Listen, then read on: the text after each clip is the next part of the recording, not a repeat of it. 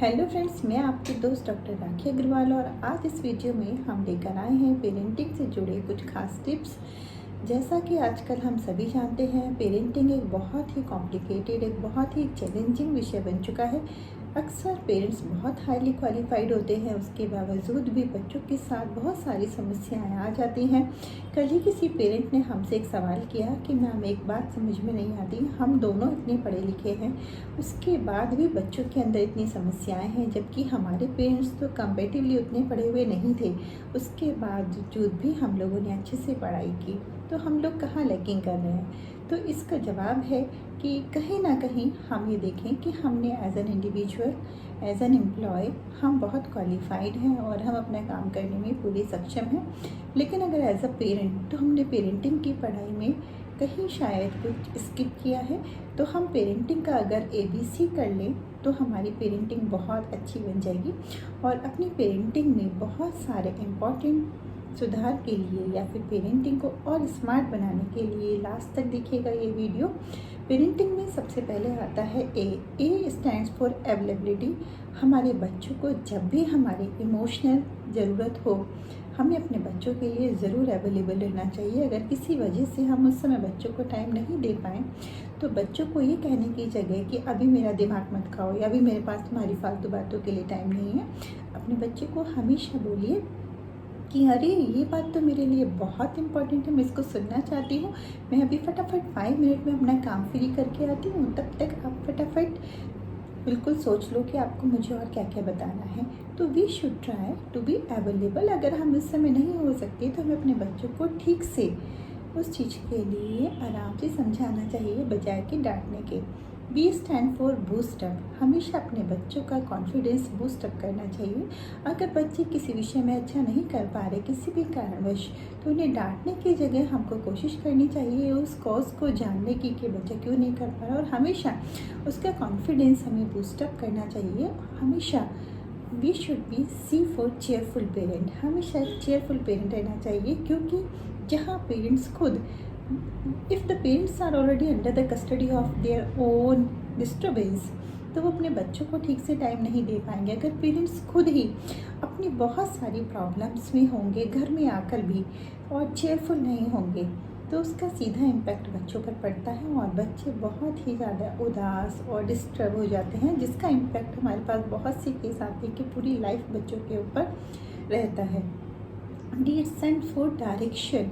हमें अपने बच्चों को सही समय पर सही डायरेक्शन देनी चाहिए।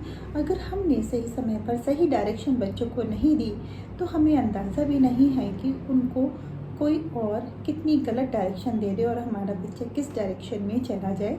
तो इसीलिए जिस तरह बारिश आने से पहले छाता वगैरह सब तैयार रखते हैं, इसी तरह किसी भी सिचुएशन को आने से पहले उस हाइपोथेटिकल सिचुएशन के लिए अपने बच्चों को पहले से ही हमें डायरेक्शन देनी चाहिए।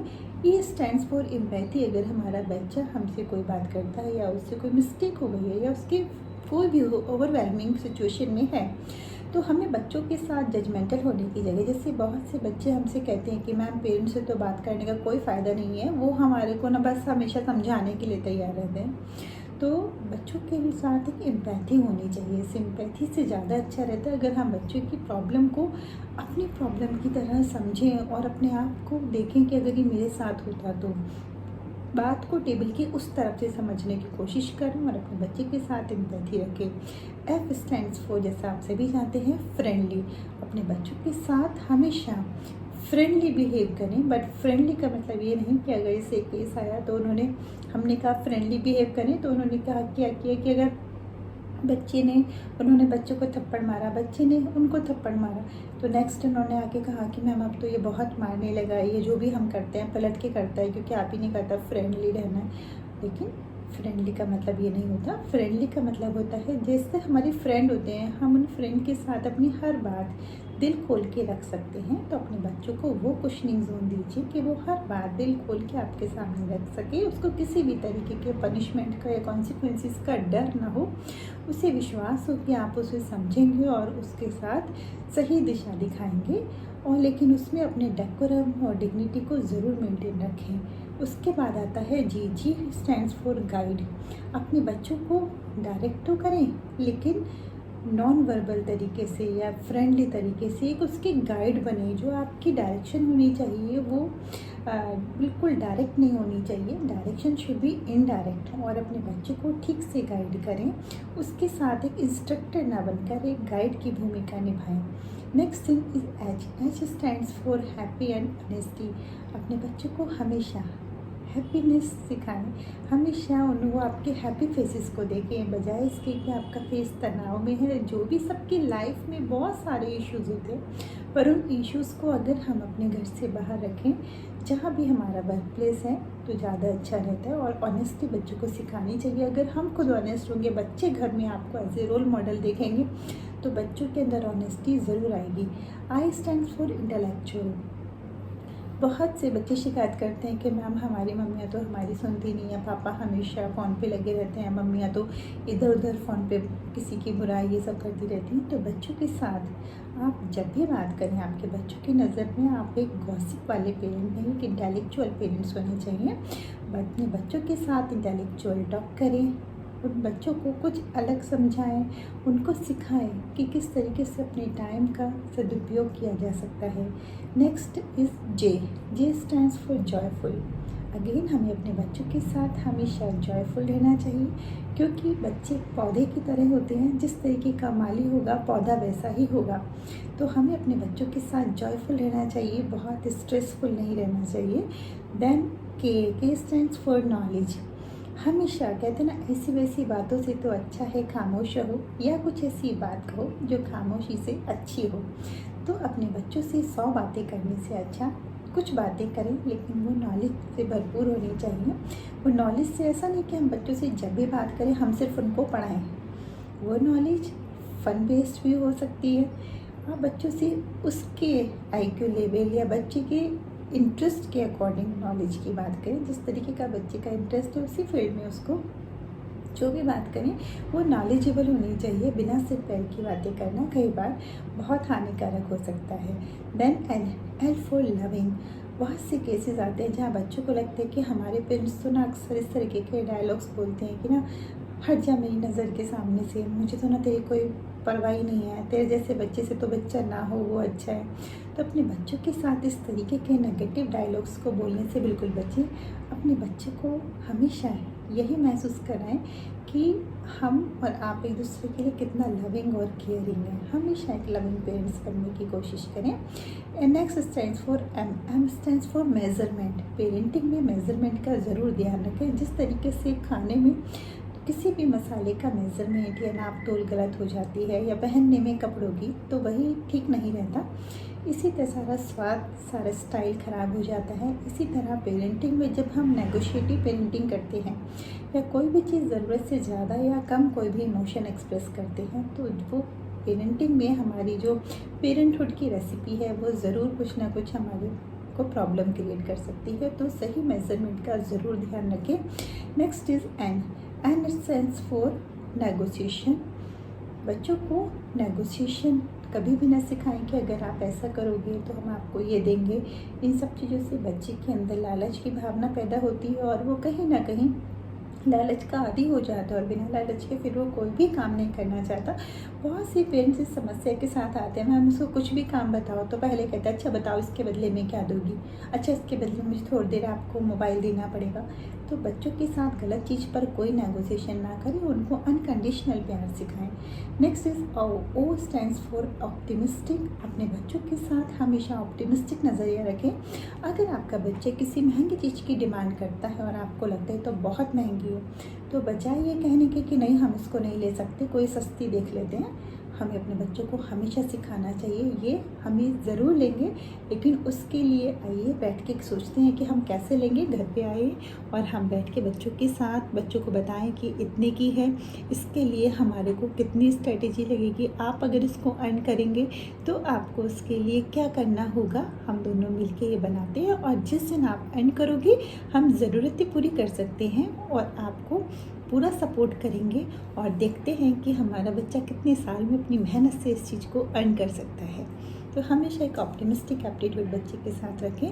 Next P stands for polite, that is very important. अक्सर हम अपने बच्चों से कहते हैं कि बच्चों के अंदर ना बिल्कुल हार्श हैं, बच्चे बोलने का सेंस ही नहीं है, बहुत एग्रेसिव है। लेकिन अगर हम खुद देखें तो हमारे अंदर भी तो बहुत ज़्यादा फ्रस्ट्रेशन, सैचुरेशन बहुत पीक पे रहता है। We are like the volcano, जो कि कभी भी इरप्ट हो जाता है छोटी छोटी सी चीज़ों पर। तो हमको खुद भी बहुत पोलाइट रहना चाहिए। Next is Q stands for query. बच्चे के जितनी भी क्वेरीज़ हैं, हमें उन क्वेरीज़ का ज़रूर बच्चों को सॉल्यूशन देना चाहिए। कभी भी बच्चे की क्वेरी पर उसको अरे चुप हो जा, हर समय सवाल करता रहता है, कितना बड़ा क्वेश्चन मार्क है, तो मेरी ज़िंदगी पर ही क्वेश्चन मार्क है। इस तरीके की डायलॉग्स बच्चों के साथ बिल्कुल ना बोलिए। उनकी सभी क्वेरीज़ को बहुत पेशेंस के साथ उनको सेटिस्फाइड करें बच्चों को, ना कि हम चुप करें।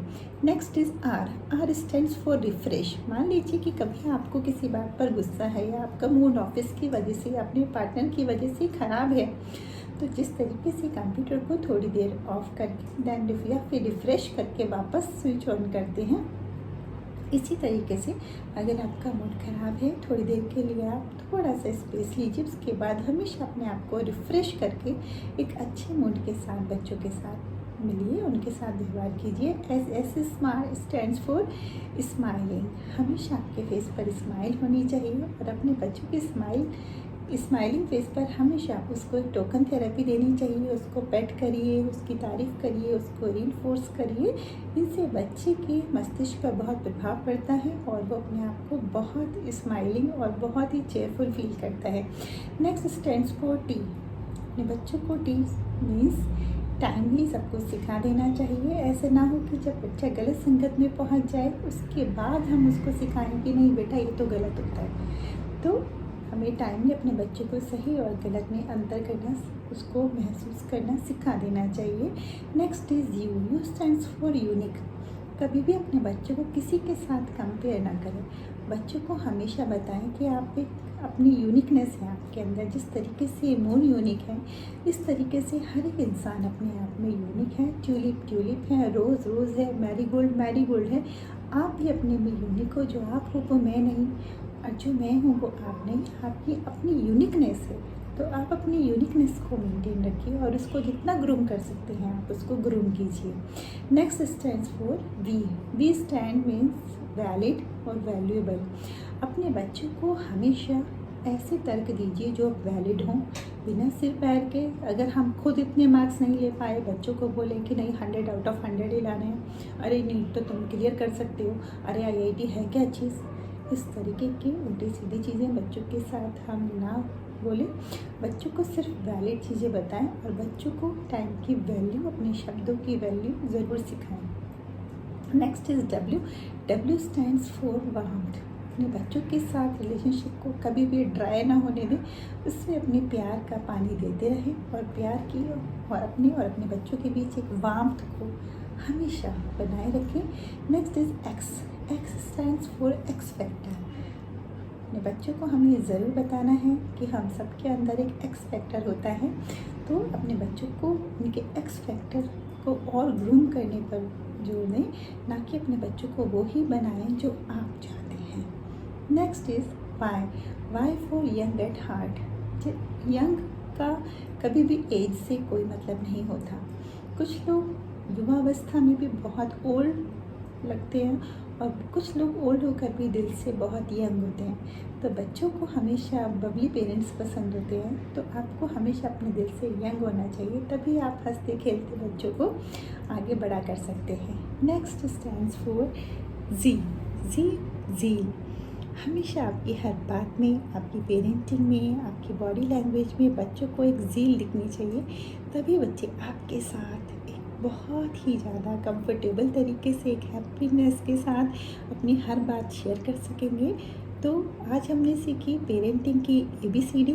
आपको इसमें क्या अच्छा लगा और आप नेक्स्ट वीडियो किस चीज़ पर देखना चाहते हैं, हमें कमेंट बॉक्स में ज़रूर बताइए। और अगर आप हमसे कुछ भी अपनी समस्या का समाधान चाहते हैं तो आप हमको ज़रूर कांटेक्ट कर सकते हैं या मैसेज बॉक्स में अपनी समस्या लिखकर हम तक पहुंचा सकते हैं। अगले वीडियो में फिर मिलेंगे। मेरी इस YouTube वीडियो को ज़्यादा से ज़्यादा लाइक, सब्सक्राइब और शेयर करना मत भूलिएगा। अगली वीडियो में फिर मिलेंगे। अपना और अपनों की मेंटल हेल्थ का ध्यान रखिएगा।